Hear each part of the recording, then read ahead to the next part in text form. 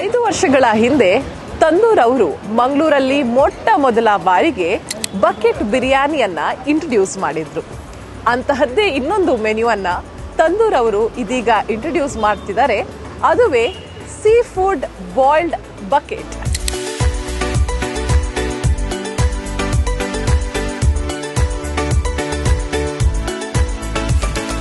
ಇಲ್ಲಿ ತನಕ ನಾವು ವೆರೈಟೀಸ್ ಆಫ್ ಥಾಲಿ ಆಗಿರ್ಬೋದು, ಸೀ ಫುಡ್ ಪ್ಲಾಟರ್ ಆಗಿರ್ಬೋದು, ಇವೆಲ್ಲವನ್ನ ತಿಂತಾ ಇದ್ವಿ.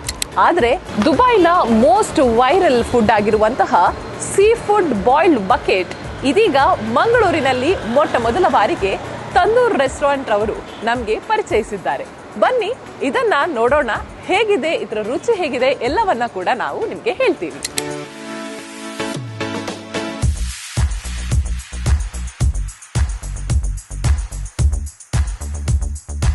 ಇಲ್ಲಿ ಗೀ ರೋಸ್ಟ್ ರೆಡಿ ಆಗಿದೆ. ಇದರಲ್ಲಿ 2 ರೀತಿಯ ವೆರೈಟಿ ಇದೆ. ಒಂದು ಸೀ ಫುಡ್ ಮತ್ತೆ ಇನ್ನೊಂದು ವೆಜಿಟೇಬಲ್ಸ್. ಸೀ ಫುಡ್ ಅಲ್ಲಿ ನಾವು ಕಾಣ್ಬೋದು ಕ್ರ್ಯಾಬ್ ಕಾಣ್ಬೋದು, ಕ್ರ್ಯಾಬ್ ಲೆಗ್ಗು ಇದೆ, ಕ್ರ್ಯಾಬ್ ಬಾಡಿ ಕೂಡ ಇದೆ.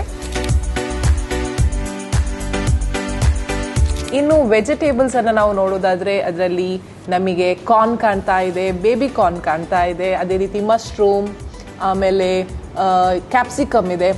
ತುಂಬಾ ವೆರೈಟಿ ಆಗಿರುವಂತಹ ಫುಡ್ ಇದೆ. ಸೀ ಫುಡ್ ಕೂಡ ಇದೆ, ವೆಜಿಟೇಬಲ್ಸ್ ಕೂಡ ಇದೆ.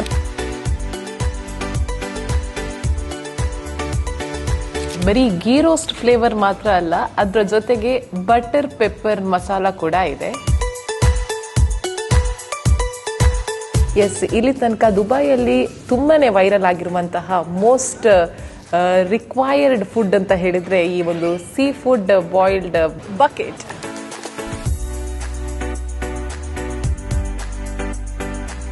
ತುಂಬಾನೇ ಯಮ್ಮಿ ಆಗಿದೆ.